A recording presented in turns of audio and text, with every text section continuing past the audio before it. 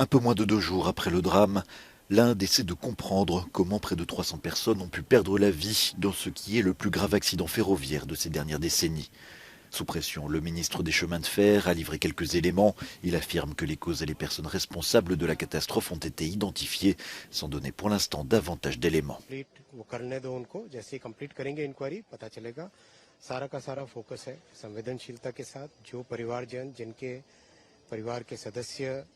आज नहीं रहे उनके पास किस तरह से सही सूचना पहुंचे वो अपने परिवारजनों के शव के पास आ सकें ले सकें.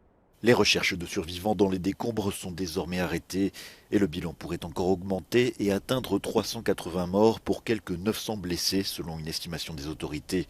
À ce stade, cet accident ferroviaire est le plus meurtrier en Inde depuis 1995, quand 2 trains express étaient entrés en collision, faisant plus de 300 morts.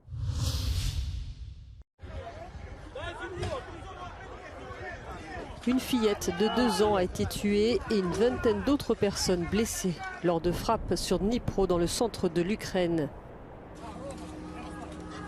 C'est le gouverneur de la région qui a donné ces informations. Selon lui, la frappe intervenue samedi soir a détruit 2 bâtiments d'un quartier résidentiel et 10 maisons.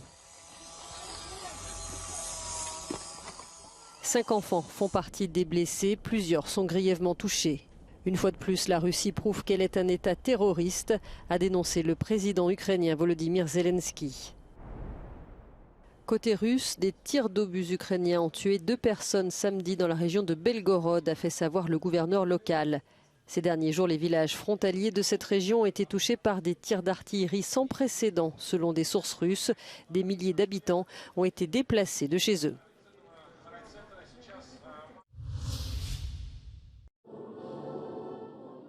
Recep Tayyip Erdogan a prêté serment ce samedi, entamant son 3e mandat de président pour 5 ans, après avoir été également 3 fois Premier ministre.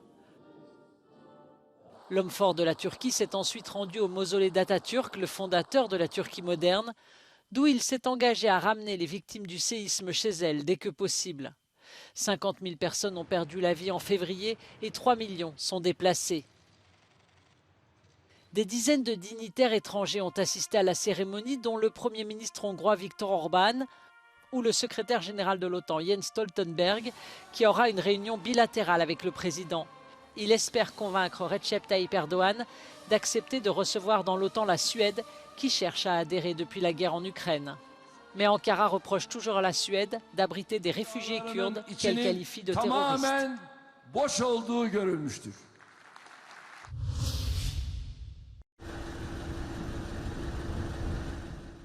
C'est un incident tragique aux circonstances floues qui s'est produit en Israël à la frontière égyptienne. Un homme présenté comme un policier égyptien pourchassant des trafiquants de drogue a abattu samedi matin 2 soldats israéliens. Une chasse à l'homme a été ouverte et vers midi, le policier égyptien a été repéré. Dans l'échange de tirs, il a été abattu après avoir eu le temps de tuer un 3e soldat israélien. Le désert du Negev est le théâtre d'incidents récurrents liés au trafic de drogue.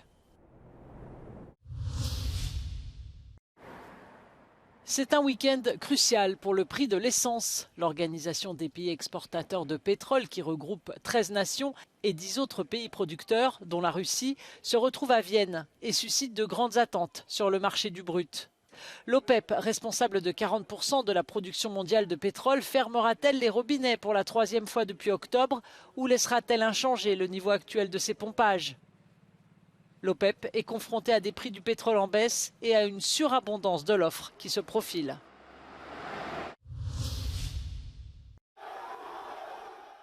Ici, ce n'est plus Paris. Lionel Messi, c'est donc officiel, quitte le PSG, son dernier match. C'était ce samedi soir. Le départ du septuple Ballon d'Or referme un chapitre agité de 2 années durant lesquelles l'Argentin a parfois brillé, mais surtout connu un désamour croissant. Le club parisien a tout de même rendu un hommage à la star argentine, le meilleur joueur de l'histoire, qu'il est fier d'avoir pu compter dans ses rangs. Lionel Messi a souhaité au club, à Paris et à ses habitants le meilleur pour la suite.